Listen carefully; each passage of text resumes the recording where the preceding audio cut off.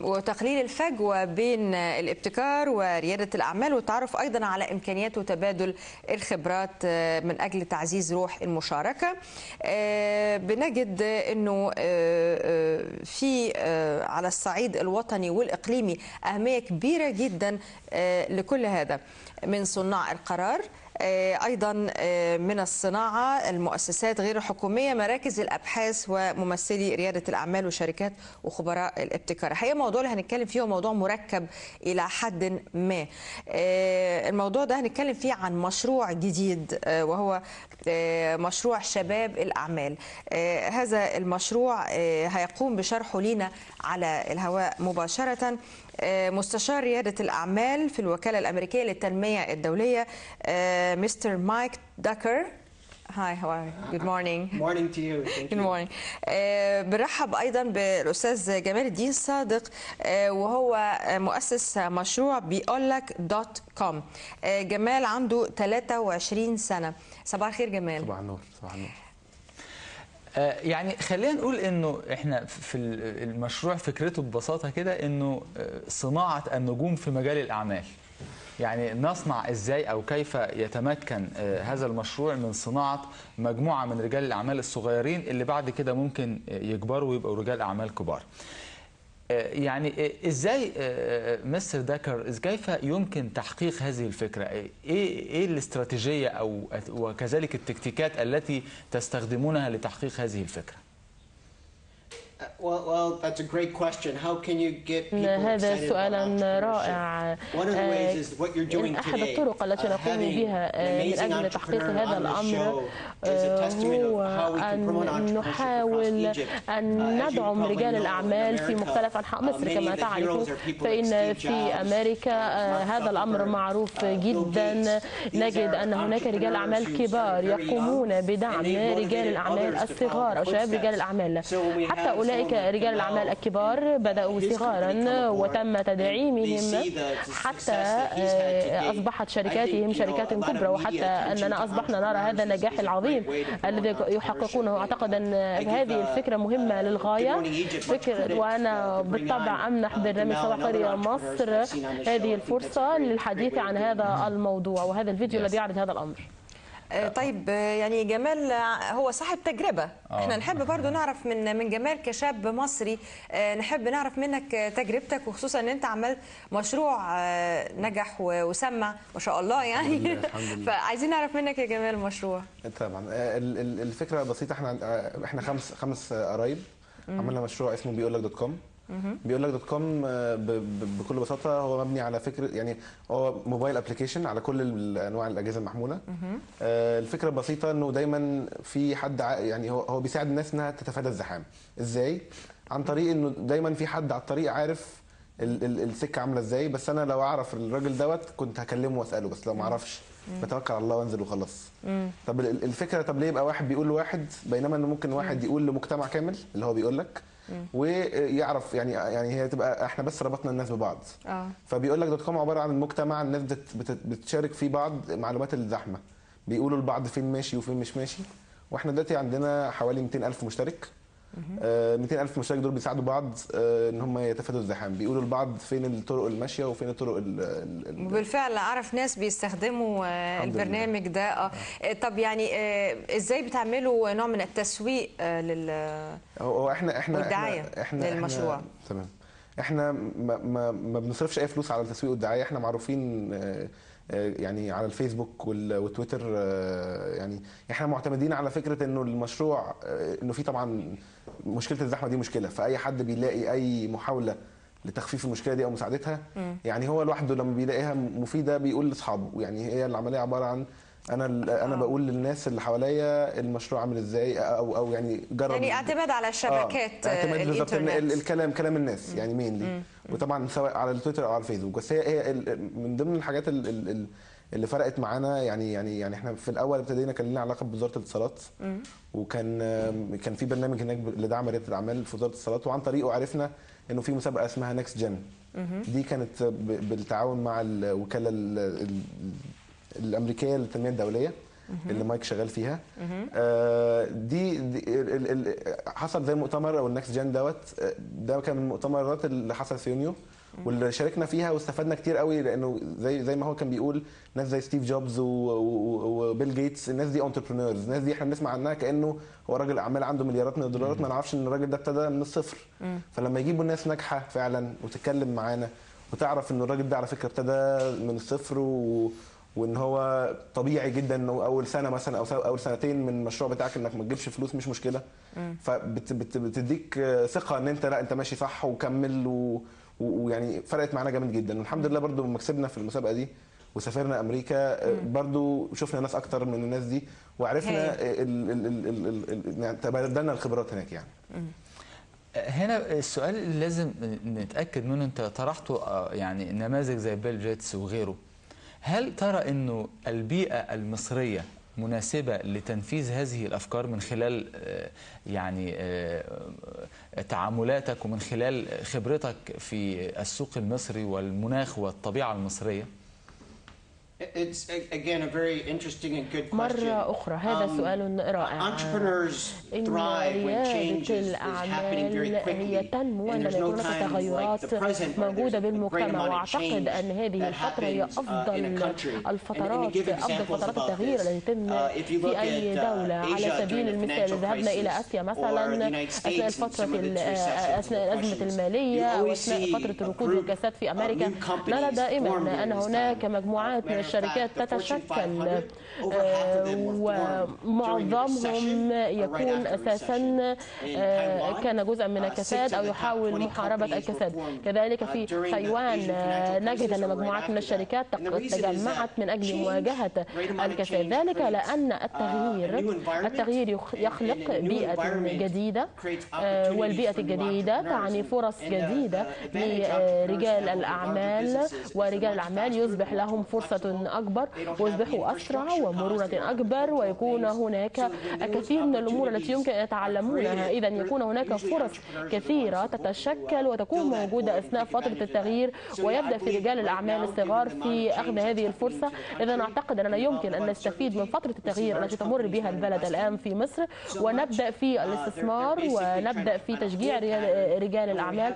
وأعتقد يمكن أن نقوم بتشجيع نهج جديد كامل من رجال الأعمال والشركات الصغيرة. إذا أعتقد أن هذا وقت عظيم من أجل دفع الأمر في مصر. سيد مايك، يعني هل لك أن تعطي لنا بعض النماذج أو بعض الأمثلة من الشباب الذين نجحوا في هذه التجارب أو المشاريع؟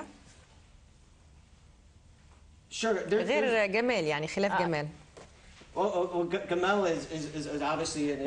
جمال هو نموذج رائع، ولكن أعتقد أننا بدأنا بالفعل في مساعدة ما يقرب من 20 شركة.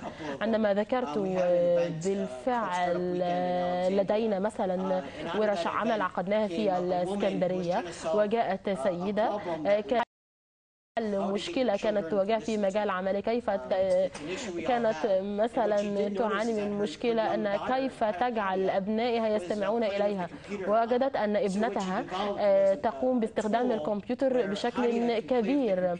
قامت باستخدام الكمبيوتر من أجل تشجيع ابنتها على القيام بكل ما هو مطلوب منها، وأصبح الكمبيوتر هو الجائزة التي تقدمها لابنتها من أجل القيام بكثير من الأمور المختلفة. هذه السيدة من الإسكندرية. هذا مثالا لإحدى السيدات التي عملنا منها. مثال آخر من الإسكندرية، إحدى السيدات اسمها آية.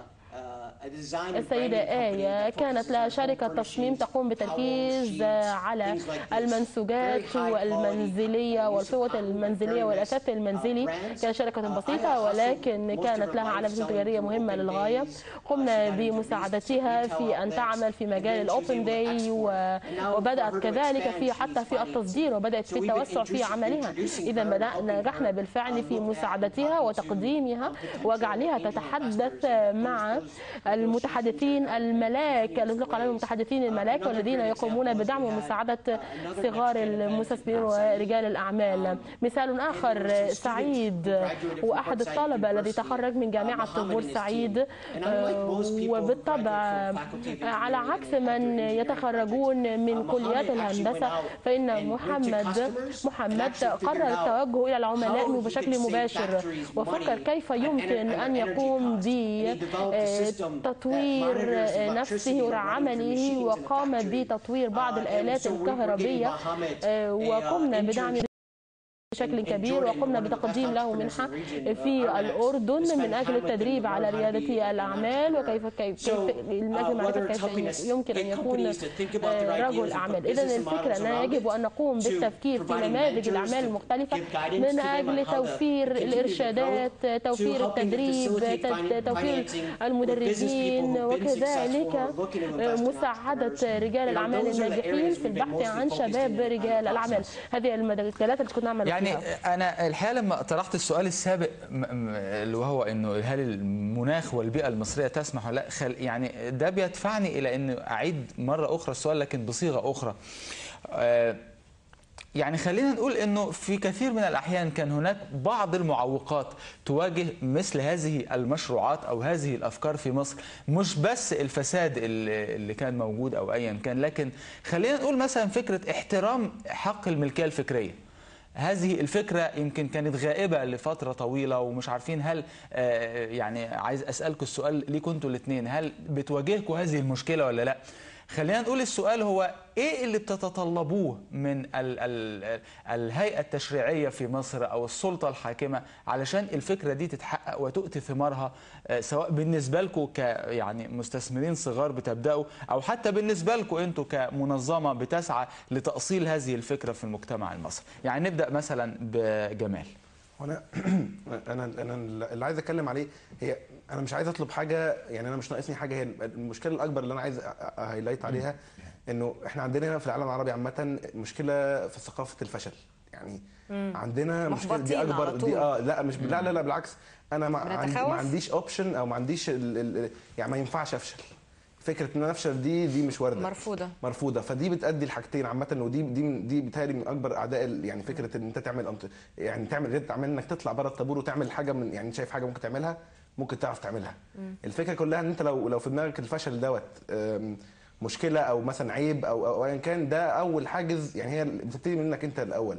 انت لو قعدت تقول مثلا منظري او هيقولوا عليا ايه، يعني انت قصدك انه الخوف من الفشل، الخوف من الفشل دي اول حاجز. انا اللي عايز اشجع عليه الناس انه entrepreneurship او رياده الاعمال مش محتاجه، انا مش محتاج حاجه من حد. يعني هي انت لو فكرت بالطريقه دي وقلت ان انا مش محتاج، انا ممكن ابتدي. هي الفكره كلها انها بتشجع الواحد انه يبتدي، يتساءل، يبص على المشاكل. بس هي مش الثقة بس يا جمال، ولكن أيضا إلى جانب الثقة يعني يكون في إعداد جيد، تخطيط جيد، فكرة جيدة، يعني يكون إلى جانب الحماس يكون هناك برنامج يعني متكامل.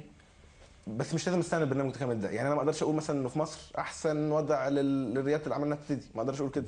في مثلا في أوروبا أحسن، وفي أمريكا أحسن الوضع، المناخ. ما هو ده اللي بنسأل عليه. إيه المعوقات اللي بتواجهك ونفسك تتخطاها دلوقتي؟ الثقافه نفسها، ثقافه رياده الاعمال. ما حدش، يعني هقول لحضرتك حاجه، احنا مثلا اتكتب علينا قبل كده في كذا جورنال وفي كذا حاجه، بس بيتكتب على المشروع كانه مشروع استخدموه جميل جدا. ما حدش بيتكلم انه انا طبيعي، انا ولد طبيعي جدا اتخرجت من الجامعه. الناس لو عرفت الحكايه اللي ورا المشروع دوت، انا عايز الناس تبقى تقول لا انا ده ولد عادي جدا، والناس دي عاديه جدا، انا ممكن اعمل احسن من كده، انا ممكن ابتدي. يعني الناس دي طبيعيه. بيل جيتس والناس اللي بنبص عليها، يعني هو يمكن بيتكلم الناس دي طبيعيه، الناس دي مش ما اتولدش بالشركه دي، هو ابتداها من الاول. بس هو الفكره انه بيكتبوا كتير جدا على البدايات بتاعته، بس احنا هنا بيوصل لنا ان هو راجل ملياردير. فانت ملياردير دي انت بيتهيألك انه انا مش ملياردير. طب يعني هو ده بيقودنا للتساؤل برضو جمال سيد مايك. يعني هناك تساؤل حول يعني الاستفادة التي يمكن أن ينالها رجال الأعمال أو كل من يساهم أو يساعد أو يدعم الشباب في مثل هذه المشروعات. Well, it's a great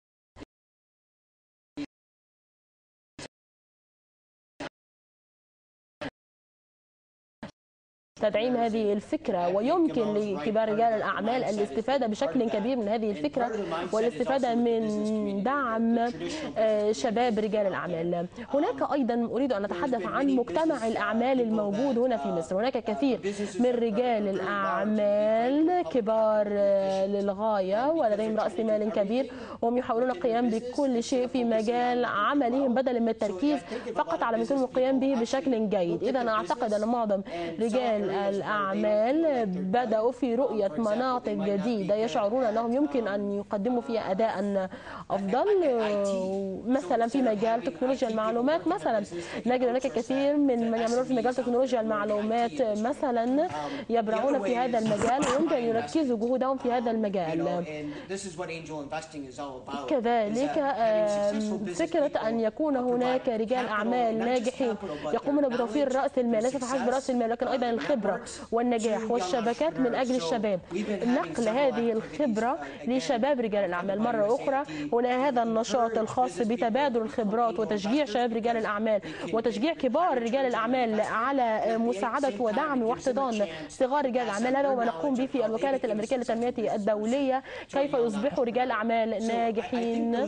أعتقد أن هذه الأمور تفتح مجال الأعمال بشكل أكبر، وقد رأينا طرقا عديدة كيف يمكن أن يحقق فيها رجال الأعمال الشباب استثمارا ونجاحا كبيرا.